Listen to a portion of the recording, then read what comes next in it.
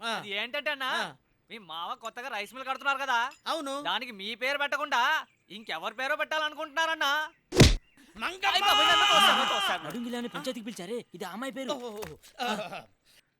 నిలవేణి ఇది కరెక్ట్. ఎలా నిన్ను నిలవేణి ఏంటే పిలుస్తుంటే వినపట్టలేదా నీకు?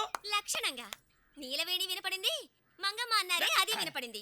ఎవరిది? ఆ మ్యాటర్ నీకు అనవసరం. నేను అడిగిన ప్రశ్న సమాధానం చెప్పు. నేను ఎవరిని?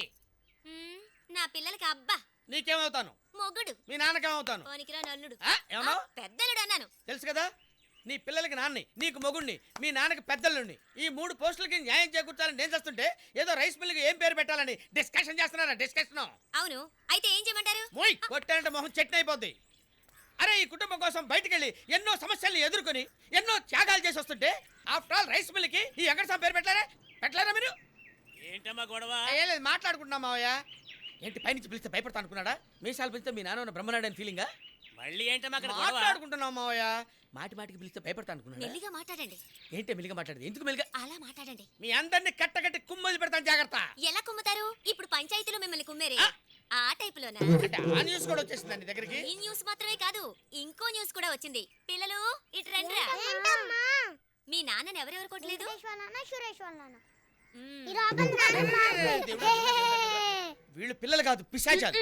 మీ పిల్లలు మీలాగే ఉంటారు. నోర్మయ్, రైస్ మిల్కి నా పేరు పెడతారా లేదా? సమాధానం చెప్పు. ఛే! పెట్టరు. నిలవేణి ఏంటమ్మా కింద గొడవ? వెంటనే నీ కూడా పెట్టాయా? మాట్లాడుతుంది క్లియర్గా వినపడుతుంది కదా. ఏంటమ్మా అంటావు? అన్నీ నీకే చెప్పాలి. మీసాలు పెంచేసుకోగానే అందరిని భయపెడతాడు. చూడు, నేను మీసాలు పెంచుకొని వస్తాను. అయ్యో, ఆ విషయంలో ఏదో బాగా చంపేస్తారేమో. తీసుకోండి స్వామి. ఏంటమ్మా అల్లుడు గారు ఏదో అరుస్తున్నారు? అదెప్పుడు ఉండేగోలే నాన్న. నాయుడు గారు, ఏంటి స్వామి? వైష్ణవి భర్త ఎక్కడ పనిచేస్తుంటాడు? బొంబాయిలో కార్ల కంపెనీలో పనిచేస్తున్నారు స్వామి. ఏమండి మన చిన్నలుడు జాతకం కూడా చూపిద్దాం. ఏ స్వామి, ఇది మా చిన్నల్లుడు గారి జాతకం అండి.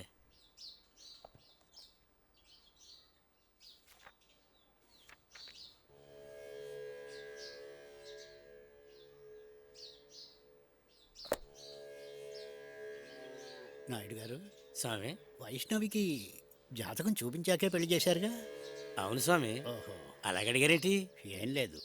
ఆయ్ జాతకం ప్రకారం ఆయ్. మీ అల్లుడికి 2 భార్యలు ఉండాలి. ఏంటి స్వామి అంత మాట అనేశారు? ఉన్న విషయం చెప్పాను.